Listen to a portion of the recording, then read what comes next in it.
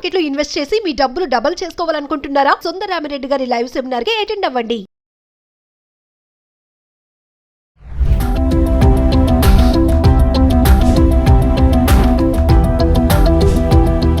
నమస్తే, welcome back to Suman TV. Present మనతో పాటు ఉన్నారు అనలిస్ట్ మందల కృష్ణారెడ్డి గారు. నమస్తే సార్. నమస్తే అమ్మా. సార్, నాకు ఒక చిన్న డౌట్ వచ్చింది సార్. ఇప్పుడు October 2 గాంధీ జయంతి, మరి అదే రోజు దసరా పండుగ కూడా ఉంది. మరి సాంప్రదాయమా దేశభక్తి అంటే మరి గాంధీ గారు చెప్పినట్టుగా ఆ రోజు హింస చేయకూడదని చెప్పేసి చాలా మంది ఏంటంటే ఆ రోజు నాన్ వెజ్ తినరు, మందు తాగరు కదా. మరి అదే రోజు పండగ వచ్చింది. మరి పండగ అంటే అందులో దసరా పండుగ అంటేనే ఖచ్చితంగా నాన్ వెజ్ ప్రియులు చాలా ఉంటారు. ఆ రోజు స్పెషల్ ఉంటుంది. మరి రెండు ఒకటే రోజు వచ్చాయి. ఏంటి దేశభక్తి సాంప్రదాయం అంటే? సాంప్రదాయానికి విలువ ఇవ్వడం నిజంగా తప్పని ఎవరు చెప్పరు, కానీ గాంధీ మహాత్ముడు అనేవాడు మామూలు సామాన్యమైన వ్యక్తి కాడు. ఏదో చోటామోటా నాయకుడు అయితే వేరే విషయం. 250 సంవత్సరాలకు పైగా మన దేశాన్ని పాలించి మనల్ని పీడించి మనల్ని ఒక బానిసలుగా తయారు చేసి ఈ దేశ సంపదనంతా కూడా ఇంగ్లాండ్ పట్టుకుపోయినటువంటి బ్రిటిష్ సామ్రాజ్యానికి ఎదురొడ్డి నిలబడి ఈ దేశానికి స్వాతంత్రం తీసుకొచ్చినటువంటి వ్యక్తి జాతిపిత మహాత్మా గాంధీ. కాబట్టి మహాత్మా గాంధీకి ఆయన జయంతి రోజున మనం ఏదైతే నిబద్ధతతో ఇన్నేళ్ల నుంచి స్వాతంత్రం వచ్చినప్పటి నుంచి ఇప్పటిదాకా మనం పాటించుకుంటూ వచ్చాం. ఆ రోజున పెద్ద ఎత్తున కార్యక్రమాలు జరుగుతాయి. ముఖ్యంగా దసరా పండుగకి దానికి ఉన్నటువంటి అడ్డంకులు ఏమిటంటే ఆయన అహింసావాది. దసరా అంటేనే హింస జరిగేటువంటిదని మనం అనుకుంటున్నాం వాస్తవంగా. అయితే తెలంగాణ ఏరియా కొన్ని ప్రాంతాల్లో మాత్రమే జంతువుల్ని బలివ్వడం లాంటివి ఉన్నాయి. కానీ నార్త్ ఇండియాలో చాలా చోట్ల ఓన్లీ కూరగాయలు మాత్రమే కట్ చేస్తారు. ఆ రోజున గుమ్మడికాయలు కట్ చేయడం ఇట్లాంటి కొన్ని అలవాట్లు కూడా ఉన్నాయి, అట్లాంటి పద్ధతులు ఉన్నాయి వాళ్ళకి. అన్ని చోట్ల మాంసం కంపల్సరీ అనేటువంటి పద్ధతులు లేవు. కానీ తెలంగాణలో ముఖ్యంగా ఆంధ్రలో కూడా ఇంత ఉండదు. వాస్తవంగా ఆంధ్రలో దసరా పెద్దగా అంత గొప్పగా ఎవరు జరపరు. తెలంగాణలో మాత్రం ప్రత్యేకంగా దసరా పండగ అంటే దసరా పండగే అనేటువంటి పరిస్థితి ఏర్పడుతుంది. ఇక్కడ మరి మేకల్ని బలివ్వడం, గొర్రెలను బలివ్వడం లాంటి జంతువుల్ని బలిస్తూ ఉంటారు. దాంతో పాటుగా మందు విందు లేకుండా అసలు కార్యక్రమం ఉండని పరిస్థితి ఏర్పడుతుంది. ఎంత చిన్న చిత్తగా ఫ్యామిలీ అయినా సరే తప్పనిసరిగా దీనికి అలవాటు పడినారు. వాళ్ళు జరుపుతారు, ఆరోగ్యంగా జరుపుతారు. అయితే మరి స్లాటర్ హౌసెస్ మాత్రం వాళ్ళ క్లోజ్ అయి ఉంటాయి. మాంసం దుకాణాలు కూడా మొత్తం క్లోజ్ అయి ఉంటాయి. అలాగే వైన్ షాపులు కూడా క్లోజ్ అయి ఉంటాయి. దీని మీద ఆలోచన ఉన్నవాళ్ళు ముందుగానే, మన వాళ్ళంతా తెలివి తక్కువ వాళ్ళు ఏం కాదు. October 2 రోజున అన్ని మూతపడతాయని తెలుసు కాబట్టి ముందు జాగ్రత్త చర్యగా ఎవరు తీసుకోవాల్సిన వాళ్ళు తీసుకునే ఉంటారు.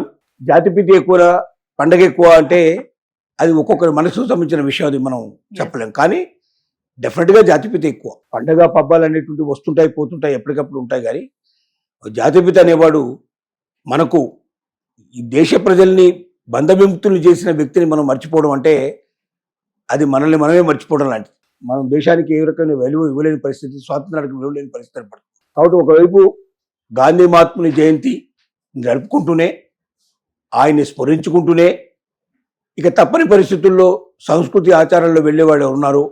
మనగలిగే వాళ్ళు మానగలిగితే ఇంకా సంతోషమైన విషయం. ఎందుకంటే పండగ రోజు అయినా సరే వచ్చిన అవకాశాన్ని విడుచుకొని మహాత్మా గాంధీ కోసం మేము ఈ రోజున త్యాగం చేశామని చెప్పి అనిపించుకోవడం అనేది ఒక గొప్ప విషయం.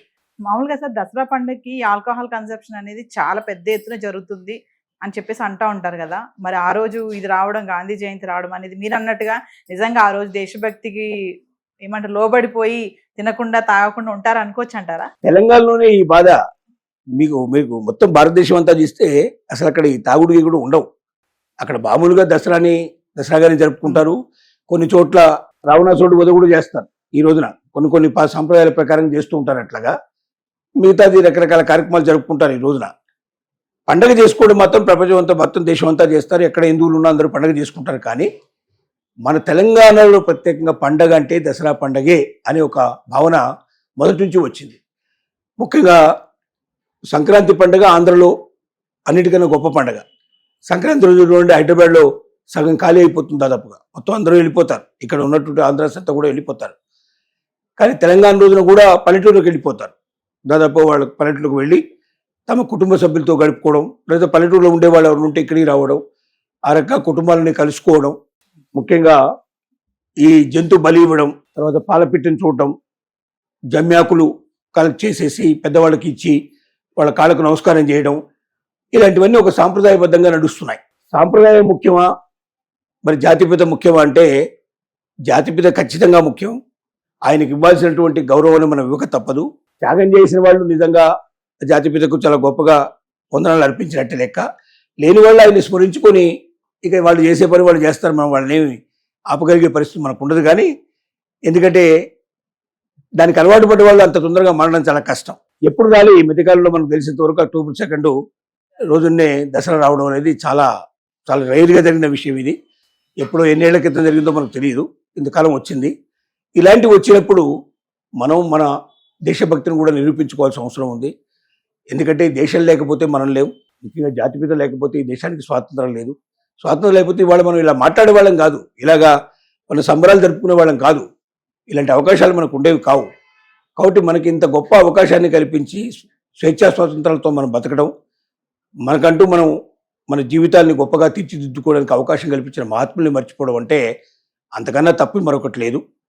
కానీ అంత మాత్రం చేత పండుగలను కూడా మర్చిపోతారని అనుకోవడం కూడా కష్టమే. ఇది ఒక విచిత్రమైన సన్నివేశం. దీంట్లో ఎవరికి వాళ్ళు వ్యక్తిగతంగా నిర్ణయించుకోవాల్సింది తప్ప మనం దీంట్లో పెద్దగా చెప్పగలిగిన విషయం కాదు. కానీ ఏది ఏమైనా మీరు పండుగ ఎలాగైనా జరుపుకోవాలి, కానీ మహాత్మా గాంధీని మాత్రం మర్చిపోవద్దని మనం ఖచ్చితంగా చెప్పాలి. ఫైనల్ గా ఒక విషయం సార్, అంటే ఏదేమైనా ఈ పండగ చేసుకున్న వాళ్ళు మాత్రం అరే అబ్బా గాంధీ జయంతి రోజు వచ్చింది దసరా అనే ఒక ఫీలింగ్ అయితే ఉంటుంది కదా. ఆ ఫీలింగ్ ఉంది అంటే వాళ్ళలో ఎంతో కొంత దేశభక్తి ఉన్నట్టే లెక్క ఉందని అర్థం. అది ఉంటే అది ఉన్నవాడికి ఆ ఫీలింగ్ ఉంటుంది. లేకపోతే ఉంది ఏ మహాత్మా గాంధీ తర్వాత సంగతి ముందు మనకు పండుగ సంగతి చూసుకుందాం అన్నట్టు ఆలోచించే వాళ్ళు ఉంటారు. అది వ్యక్తిగతంగా ఒక్కొక్క వ్యక్తి ఆలోచన ప్రకారం ఉంటుంది తప్ప దానికి ఇదేని కొలమానం చేయడం చాలా కష్టంతో కూడుకున్న పని. Thank you sir.